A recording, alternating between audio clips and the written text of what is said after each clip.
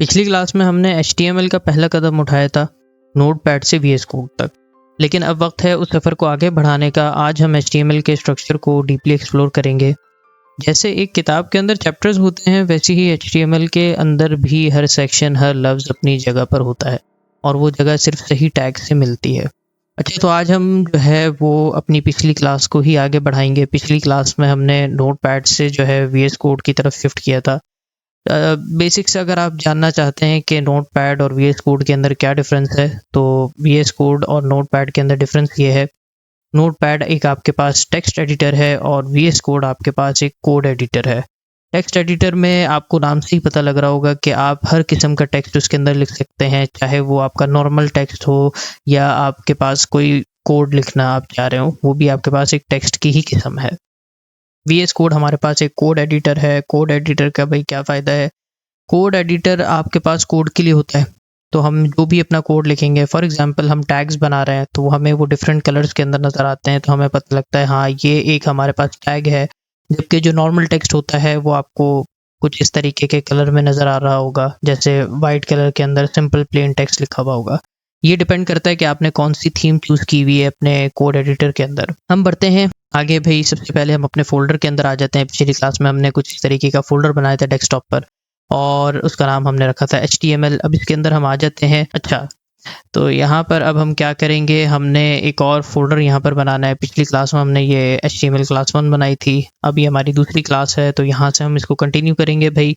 HTML class 2 मैं इसको रख दूँगा जिस तरीके से हमने पिछली क्लास में किया था क्लास 1, इसको हम कर देंगे क्लास 2। इस फोल्डर के अंदर अब हमने अपने कोड एडिटर को ओपन करना है। पिछली क्लास में तो हमने देखा था कि अगर नोटपैड के अंदर हमने काम करना है तो नोटपैड के अंदर आपने खाली फाइल सेव एज करनी है। सेव एज कर आपने उस फोल्डर के अंदर जाके उस फाइल को सेव कर देना है with proper extension. Code editor के अंदर ये है कि कोड एडिटर को आपने अपने फोल्डर के अंदर ओपन करना है। फॉर एग्जाम्पल मैंने इस फोल्डर के अंदर काम करना है, तो मैंने अपने कोड एडिटर को भी इसी फोल्डर के अंदर ओपन करना होगा। अक्सर बिगिनर्स मिस्टेक ये करते हैं कि कोड एडिटर को जो है वो किसी और फोल्डर के अंदर ओपन कर देते हैं और उसके बाद उन्हें फाइल्स नज़र नहीं आ रही होती। अगर आप किसी और फोल्डर के अंदर काम कर रहे होंगे, किसी और फोल्डर के अंदर आप जो है अपनी फाइल्स को क्रिएट कर रहे होंगे, तो आपको समझ में ही नहीं आएगा कि आप क्या कर रहे हैं। ठीक है, तो आपको ना कोई इधर फाइल नज़र आने वाली है, फिर ना ही आपको कोई कोड नज़र आएगा, तो आप वैसे ही परेशान हो जाएंगे। अच्छा, तो इसको हल किस तरीके से करना है, आप लोगों ने अपने VS कोड को प्रॉपरली सबसे पहले इस फोल्डर के अंदर ओपन करना है। अब आप इसको किस तरीके से करेंगे? बहुत सिंपल है, हमारे पास दो तरीके अवेलेबल हैं। अगर आप VS कोड को इंस्टॉल करते वक्त जो ऑप्शंस आते हैं, अगर आपने उन तमाम ऑप्शंस को टिक किया हुआ होगा, मैं विंडोज़ 11 यूज़ कर रहा हूँ, तो अगर मैं राइट क्लिक करता हूँ तो मुझे कुछ इस तरीके का पॉपअप देखने को मिलता है।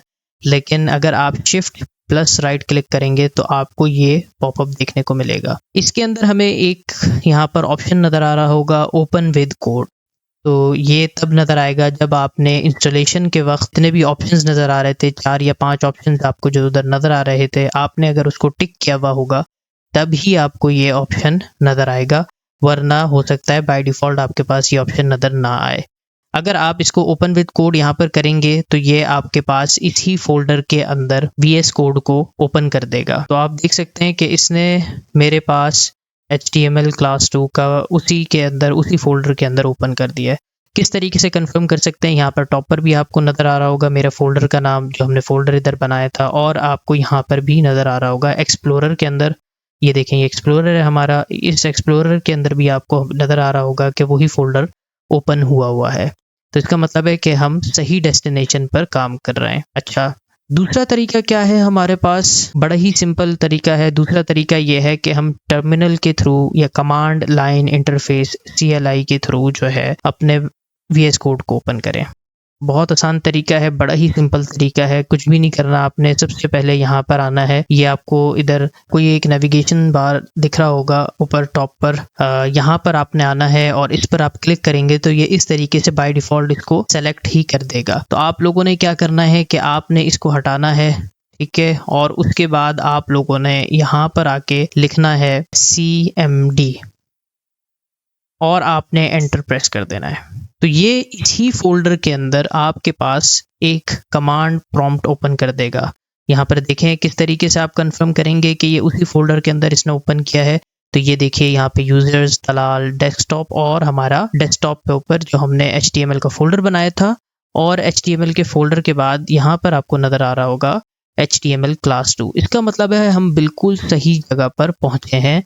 हमने इसी फोल्डर के अंदर अपना VS कोड ओपन करना है। अच्छा, अब हमने एक कमांड एंटर करनी होगी। हम इसके अंदर एक कमांड एंटर करेंगे जो कि हमारे पास है कोड स्पेस और फिर डॉट।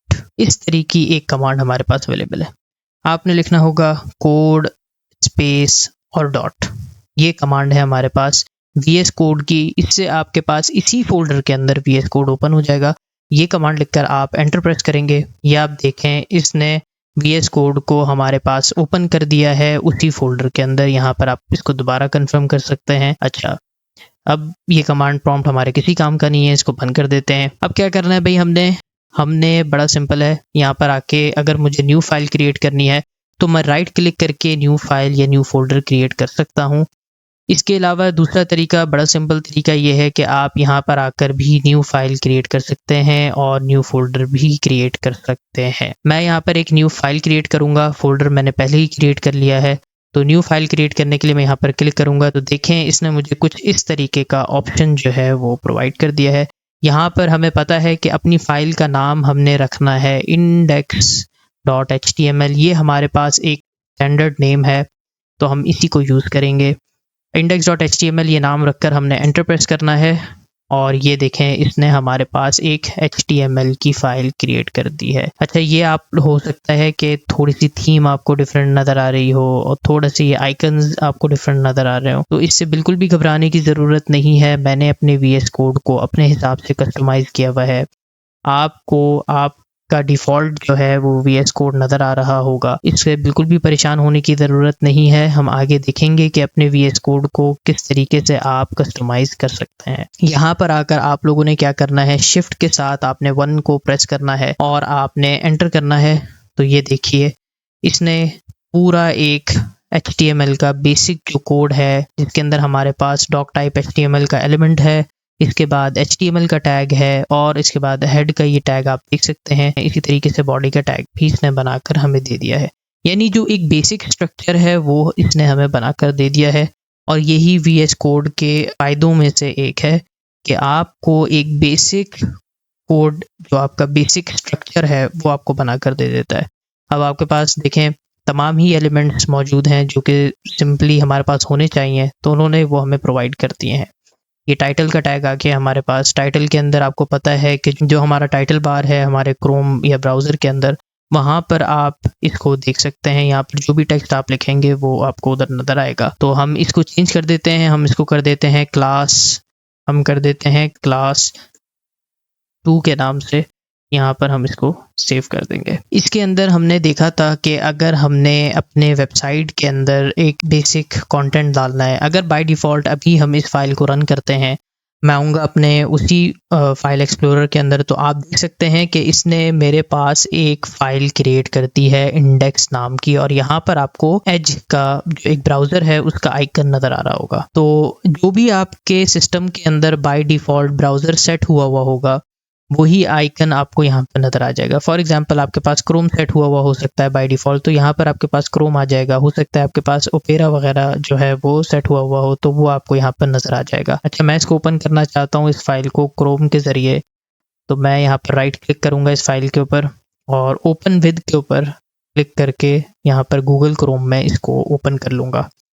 तो ये हमारी फ़ाइल बेसिकली ओपन हो चुकी है, जो हमने HTML की फ़ाइल, या आप कह सकते हैं कि हमने अपना जो पहला वेब पेज बनाया है वो हमारे पास क्रिएट हो चुका है। इनिशियली हमारे पास कुछ इस तरीके की फ़ाइल नज़र आती है। यहाँ पर अगर आप देखें टॉप पर जो हमने टाइटल बार के अंदर नाम क्लास 2 रखा था वो यहाँ पर आपको नज़र आ रहा है। दूसरी बात ये है, जो हमारा ये ब्लैंक पेज है, या आप इसको कह सकते हैं हम डेवलपर्स का ये एक कैनवस है, वो आपको खाली नज़र आ रहा होगा, कुछ भी नहीं है इसके अंदर इस वक्त। अब इसको भरने के लिए हमने क्या करना है, हमने कुछ ना कुछ कोड इधर टाइप करना होगा। तो अब हम इधर कोड लिखना शुरू करते हैं। अच्छा, सबसे पहले तो बॉडी के टैग के अंदर हमारे पास कुछ टैग्स होते हैं। मैंने पिछली क्लास में भी आप लोगों को बताया था और इस क्लास में भी हम लोग देख लेते हैं उसको।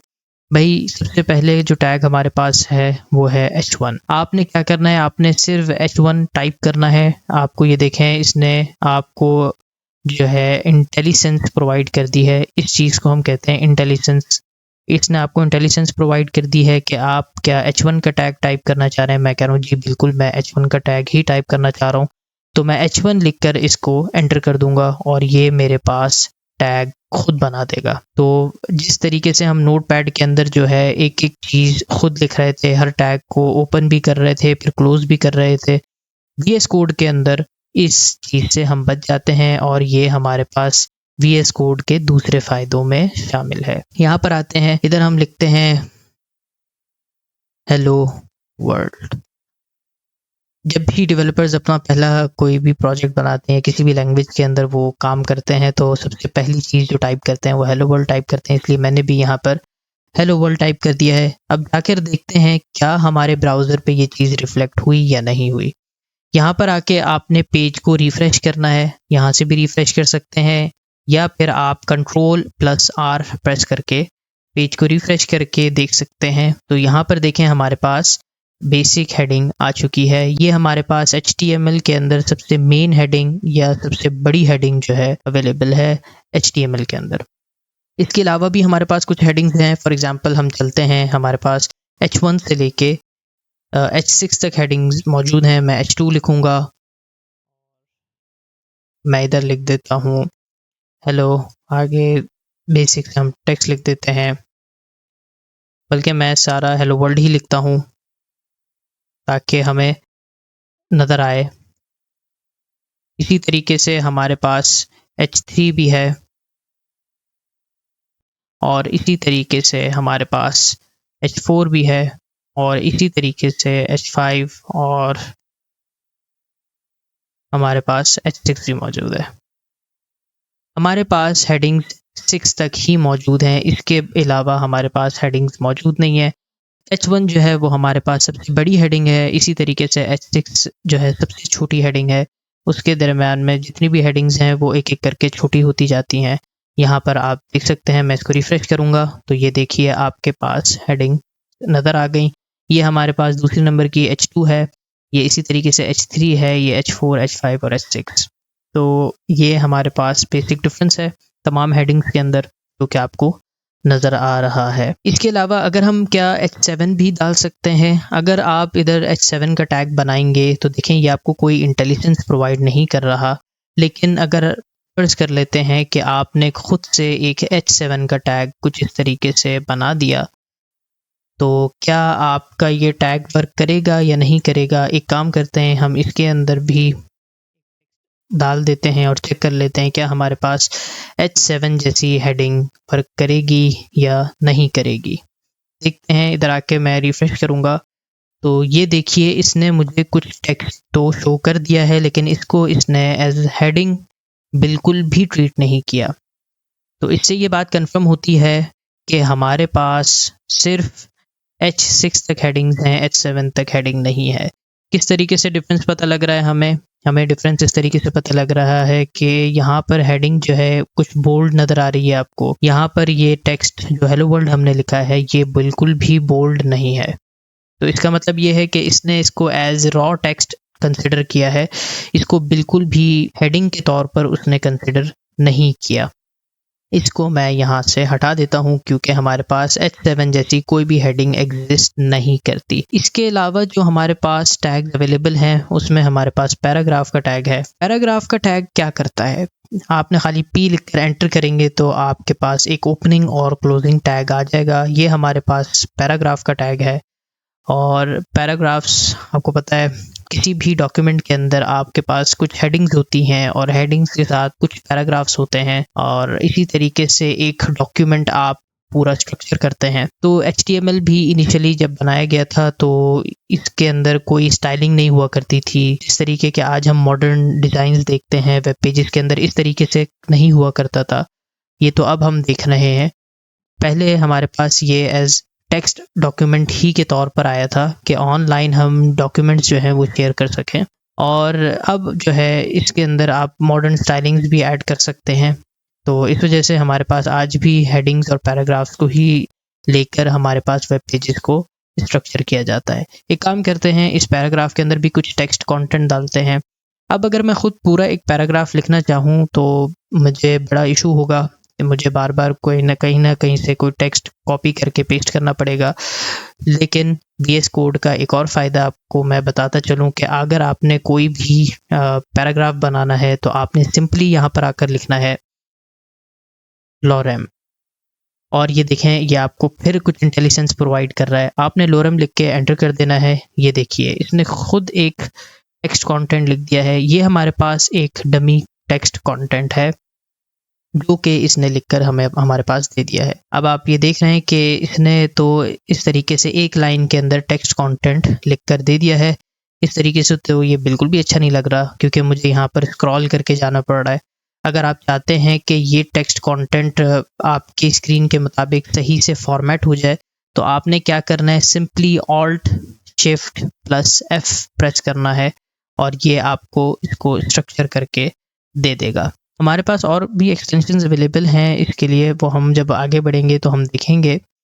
अभी फ़िलहाल आप इसके ज़रिए भी इसको फॉर्मेट कर सकते हैं।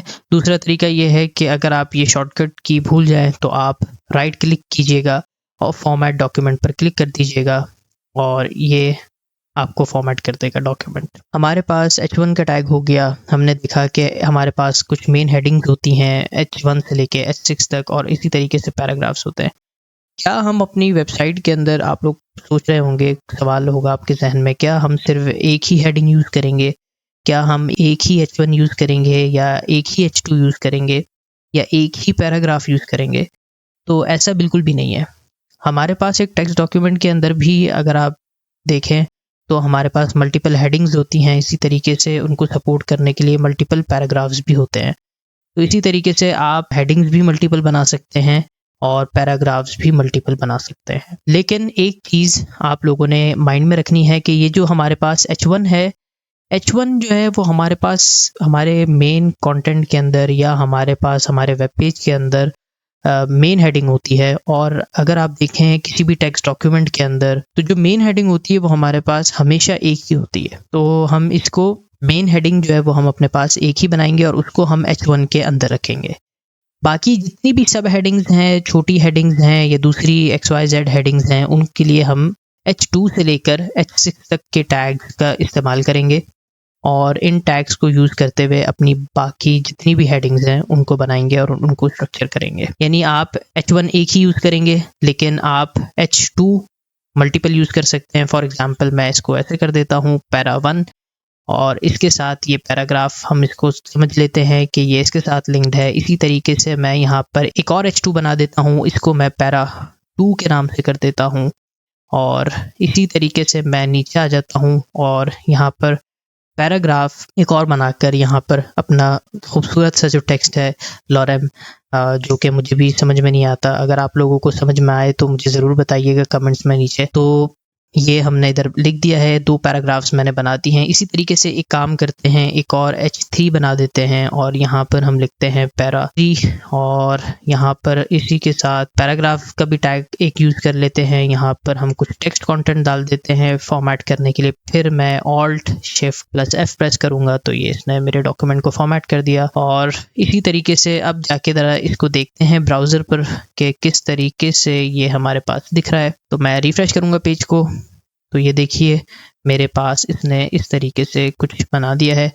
आप देख सकते हैं कि 2 पैराग्राफ्स की जो हेडिंग है हमारे पास पैरा 1 और पैरा 2, ये तो हमारे पास H2 के अंदर हैं, इसलिए बराबर हैं, इसमें कोई चेंज नहीं है, कोई चीज़ डिफरेंस नहीं है। पैरा 3 जो है वो अलबत्ता चेंज है। आप देख सकते हैं कि थोड़ी छोटी हेडिंग है और इसमें जो है पैरा 1 और पैरा 2 थोड़ी बड़ी हेडिंग है, क्योंकि हमने यहाँ पर H2 का टैग यूज़ किया था और यहाँ पर हमने H3 का टैग यूज़ किया है। तो ये बेसिक सा एक डिफरेंस है।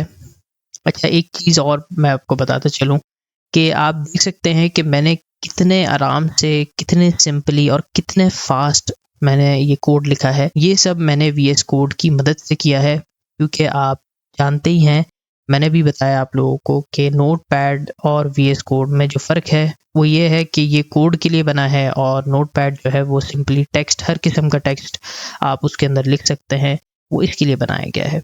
अच्छा, यहाँ पर आप देखें, मैं जैसे ही एंटर प्रेस करता हूँ दूसरी लाइन के लिए तो ये ऑटोमेटिकली इसको इंडेंट कर देता है। अच्छा, इस चीज़ को हम कहते हैं इंडेंटेशन। तो ये जो ऑटोमेटिकली आप देख रहे हैं कि लाइन प्रॉपरली जो है स्पेस ले रही है, तो इस चीज़ को हम कहते हैं इंडेंटेशन। अच्छा, इसके अलावा हम देखते हैं कि यहाँ पर फॉर एग्जांपल मैं इसको अगर मल्टीपल स्पेसेस दे देता हूँ यहाँ पर, तो ये जितने भी स्पेसेस आप देख रहे हैं, एक स्पेस के अलावा अगर आप इनिशियली एक स्पेस देते हैं वो तो काउंट होगा।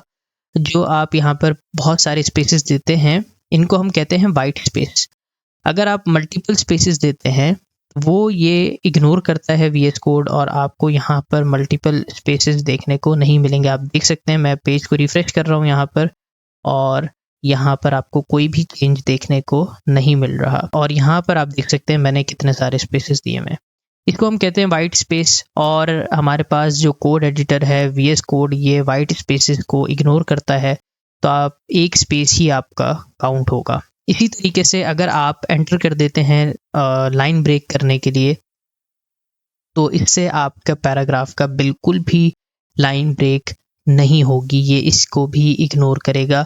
ये समझेगा कि आपने अपने कोड को क्लीन करने के लिए आपने शायद लाइन ब्रेक की है, तो ये इसको बिल्कुल इग्नोर कर देगा। यहाँ पर आपकी कोई भी लाइन ब्रेक नहीं होने वाली। आप देख सकते हैं मैं रिफ्रेश कर रहा हूँ पेज को और यहाँ पर कोई डिफरेंस नहीं आ रहा। अच्छा, इसके लिए फिर क्या करेंगे कि हमारे पास लाइन ब्रेक नहीं हो रही, मैं तो चाह रहा हूँ कि यहाँ पर मल्टीपल लाइन ब्रेक्स हों, तो इसके लिए मैं क्या कर सकता हूँ। अच्छा, इसके लिए हमारे पास एक टैग अवेलेबल है जिसको हम कहते हैं BR का टैग। आपने खाली BR लिखना है, ये आपको खुद ही इंटेलिजेंस प्रोवाइड कर देगा। मैं यहाँ पर BR लिखकर सिर्फ एंटर प्रेस करूँगा, तो ये इसने हमारे पास एक BR का टैग बना दिया है। BR की फुल फॉर्म है लाइन ब्रेक। ये बेसिकली लाइन ब्रेक करने के लिए यूज़ होता है, हम इसको कहते हैं BR का टैग। चल के देखते हैं क्या हमारी लाइन ब्रेक हुई या नहीं हुई। पैरा 1 के अंदर एमिट के बाद हमारे पास लाइन ब्रेक होनी चाहिए। यहाँ पर आके देखते हैं, मैं पेज को रिफ्रेश करूँगा और ये आप देख सकते हैं कि लाइन ब्रेक हो चुकी है। तो ये हमारे पास एक BR का टैग है जिसकी मदद से हम मल्टीपल लाइन ब्रेक कर सकते हैं। सिर्फ यहाँ पर ही नहीं, हम यहाँ पर भी अगर चाहें तो एक लाइन ब्रेक ऐड कर देते हैं। मैंने BR लिखकर एंटर प्रेस किया तो BR का टैग बन चुका है। अब मैं जाके चेक करूँगा कि क्या हमारे पास लाइन ब्रेक हुई या नहीं हुई, तो यहाँ पर हमारे पास लाइन ब्रेक हो चुकी है। तो हमें जिस जगह भी अपने पैराग्राफ के अंदर लाइन ब्रेक करवानी है, हम उसके लिए BR का टैग इस्तेमाल करेंगे और लाइन ब्रेक करवाएंगे। HTML के अंदर जो है BR का टैग हम कुछ इसी तरीके से लिखते हैं और इसी तरीके से हमें लिखना चाहिए, लेकिन मैं आप लोगों को एक अभी से ही आदत डलवाने जा रहा हूँ कि आप BR के टैग के अंदर स्पेस देकर, BR के बाद जो आप BR लिखेंगे टेक्स्ट, उसके बाद आपने स्पेस देकर एक फॉरवर्ड स्लैश रखना है। ये क्यों हम यूज़ करेंगे, ये हम जब आगे जाएंगे तो मैं इसके बारे में आपको और बताऊंगा कि हम क्यों इस तरीके से कर रहे हैं। यहाँ पर स्पेस देकर आप एक फॉरवर्ड स्लैश ज़रूर एंटर कर दीजिएगा। यहाँ HTML के अंदर आप अगर डाल दें BR इसी तरीके से नॉर्मली, तब भी वर्क कर जाएगा, लेकिन हम देखेंगे आगे चल के कि इसके क्या फ़ायदे हैं। जो मैंने भी आपको बताया है कि एक फॉरवर्ड स्लैश होना चाहिए, हम आगे चल के देखेंगे ताकि हमें और बेहतर तरीके से समझ आ सके। तो ये कुछ इस तरीके से हम अपना बेसिक स्ट्रक्चर बनाने जा रहे हैं। यहाँ पर आई थिंक इतना आज के लिए काफ़ी है, वरना क्लास भी लंबी हो जाएगी और आप लोगों को मज़ा भी नहीं आएगा। आप लोगों ने नेक्स्ट क्लास तक एक काम करना है। मैं आप लोगों को एक असाइनमेंट दे रहा हूँ। आप लोगों ने यहाँ पर अपना सबसे पहला वेब पेज बनाना है और उसके अंदर मल्टीपल पैराग्राफ्स बनाने हैं और उसके अंदर आपने उनकी हेडिंग्स बनानी है। फॉर एग्जांपल, आप कोई भी टॉपिक चूज़ कर सकते हैं, आप मुख्तलिफ रेस्टोरेंट्स यूज़ कर सकते हैं। आप रेस्टोरेंट्स की मदद से जो है यहाँ पर उनके नाम लिख सकते हैं, हेडिंग में उनके नाम लिख सकते हैं और पैराग्राफ के अंदर उनके बारे में कुछ इन्फॉर्मेशन प्रोवाइड कर सकते हैं कि वो किस किस्म के खाने प्रोवाइड कर रहे हैं या वो किस किस्म की सर्विसेज प्रोवाइड कर रहे हैं। ये सब आप कर सकते हैं। तो आप लोगों ने नेक्स्ट क्लास तक कुछ इसी तरीके से एक स्ट्रक्चर बनाना है सिंपल सा, ताकि आप लोगों की भी थोड़ी सी प्रैक्टिस होती जाए और साथ साथ आपको समझ में भी आता जाए। तो हम इसी तरीके से थोड़ा स्लो लेकर चलेंगे ताकि जितने भी लोग देख रहे हैं उनके लिए मसला ना हो। अगर कोई बिगिनर भी है तो उनको भी किसी किस्म का मसला पेश ना आए। वो भी आराम से समझ लें और अच्छे तरीके से इसके ऊपर वर्किंग कर लें। तो आज के लिए हम इतना ही रखते हैं। आपसे मुलाकात होगी नेक्स्ट क्लास के अंदर। तो सीखना कभी भी बंद नहीं करना चाहिए, हमें आगे बढ़ते रहना चाहिए और अच्छे से प्रैक्टिस करके आगे बढ़ते जाना चाहिए। मैं हूँ आपका coordinator Talal, signing off from today's mission.